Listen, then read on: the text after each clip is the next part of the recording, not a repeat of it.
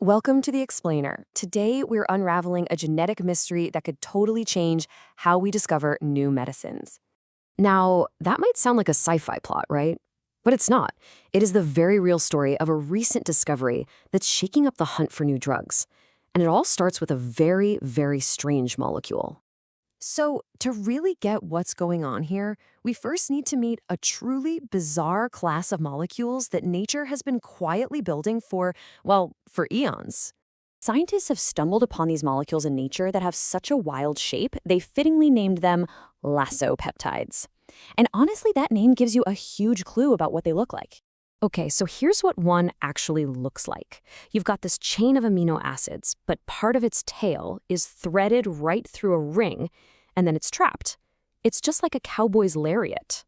The molecule is, and I mean this literally, tied in a knot. Now, this unique knotted shape, it's not just for show. That knot makes these molecules incredibly stable. They're super resistant to being broken down. And for anything you want to use as a drug, well, that kind of stability is an absolute golden ticket. For the longest time, scientists kind of thought these molecules were basically nature's own private stash of antibiotics. You know, most of the ones they found were fantastic at targeting and disabling bacteria. But, as we're about to see, nature had a major surprise up its sleeve. All right, let's pivot to a marine microbe that was hiding a huge secret buried deep, deep within its genetic code. So, researchers were exploring this bacterium they found in the ocean, and boom, they discovered 4 brand new molecules. When they analyzed them, they had all the classic signs of being these unique, knotted Lasso peptides. And here you can see the structures they worked out. They called them cebulosopins, named right after the bacterium. So far, so good, right? An exciting discovery for sure, but nothing that really breaks the rules yet. Finding a new molecule is always cool, but the real honest-to-goodness puzzle began when they looked at its DNA to find the recipe. Okay, so here's the crucial part. For every single other Lasso peptide ever found, the genetic instructions are all in one spot. The genes for the peptide itself and the genes for the little cellular machines that tie it into a knot, they're all clustered together in a neat, tidy package. That was the rule. So the scientists found the genes for the building machinery, the tools for the job. But the genes for the actual peptide ingredients, they were just gone. Nowhere to be found in that genetic neighborhood. It was a complete head-scratcher. And this genetic map shows the unbelievable answer. After a huge search through the bacterium's entire genome, they found them. The ingredient genes, you can see them there in red, were on a totally different part of the chromosome from the machinery genes. And they weren't just down the block, they were over 2 million base pairs away. 2 million. This is the very first time a Lasso peptide's genetic recipe has ever been found split apart like this, separated by such a massive, massive distance. Think about it like this. It's like finding a recipe that's been torn in two. The ingredient list for a cake is hidden in a history book, but the baking instructions are tucked away in a science journal at the opposite end of a giant library. It just shouldn't work. But somehow, for this little microbe, it does.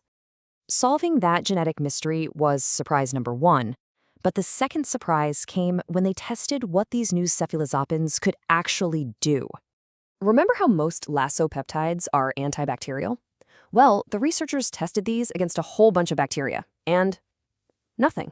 Zilch. But then they tested them against cancer cells, and it turns out they had a different, even more remarkable power.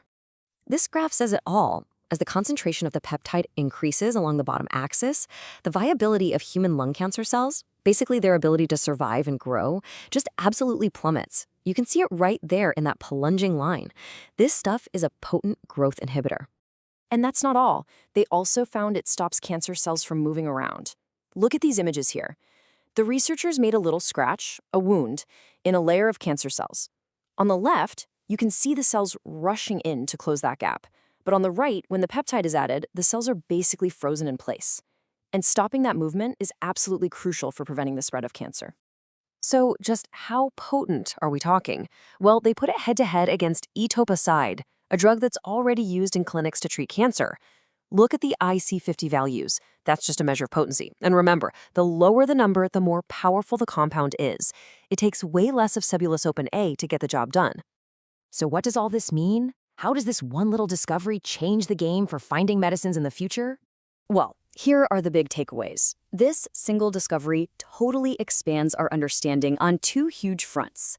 First, it shows us a brand new way that nature can organize its genetic blueprints, and second, it proves that these weird, knotted molecules can have rare and incredibly powerful anti-cancer abilities. The researchers who found it basically said that if they had only searched for the complete, neat and tidy genetic recipe, they would have missed this thing entirely. It was only by looking for the actual molecules first, what they call the chemistry-first approach, that they found this cryptic natural product that a genetic search would have just skipped right over. This discovery completely changes the search rules. It opens up this thrilling new question for medicine. How many other life-saving molecules are out there, hiding in plain sight with their recipes torn in two? It suggests a whole new world of hidden medicines could just be waiting to be found if we just know how to look.